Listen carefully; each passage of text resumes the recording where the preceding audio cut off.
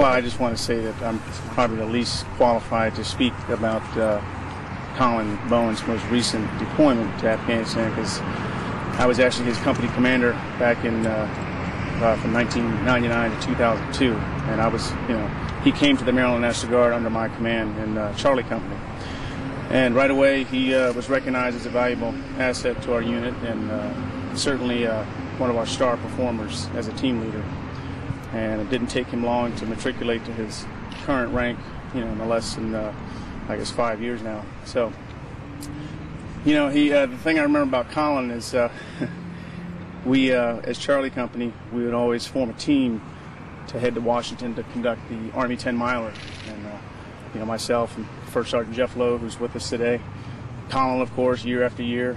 And what was different about Colin is, most of the soldiers, it was early in the morning.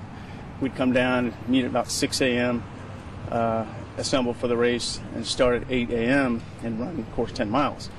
But what was different about Colin is he always brought his family, and he was a very family-oriented guy. I mean, that was the thing about Colin.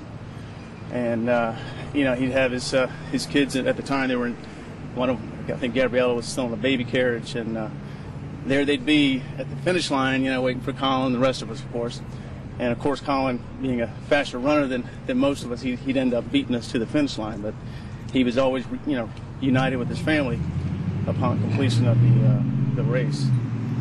And then as we went into 9/11 and after 9/11, of course, again being family-oriented, he had a huge decision to make. I mean, obviously his wife was fearing for what might happen, an ultimate deployment, and so she pleaded with him to get out.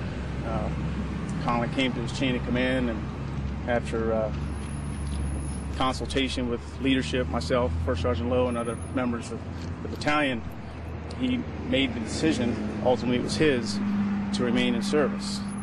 And not only did he remain in service, but he actually ultimately volunteered to deploy to Afghanistan. And I guess that's what makes it toughest, because he put his country first and paid the ultimate sacrifice. But again, very family-oriented, beautiful family, as you all know. We've seen one of the top performers in Charlie Company. His legacy will not be forgotten, obviously, with such an outpouring of support.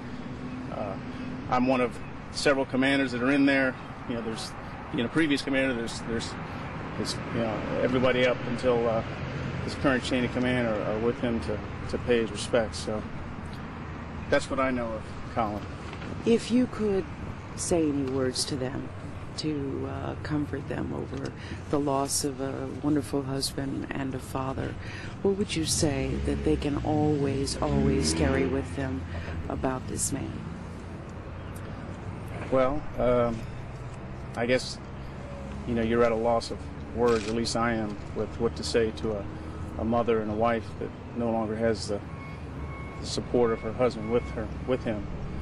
But if I can say the one thing that she can know for certain and be proud of is that, again, Colin volunteered to go to Afghanistan. He believed in the cause that we as American, our government has put us in over there, and what we're doing to fight for the people not of just Afghanistan but of Iraq and the entire Middle East, to bring peace upon such a war-torn area, to bring freedom.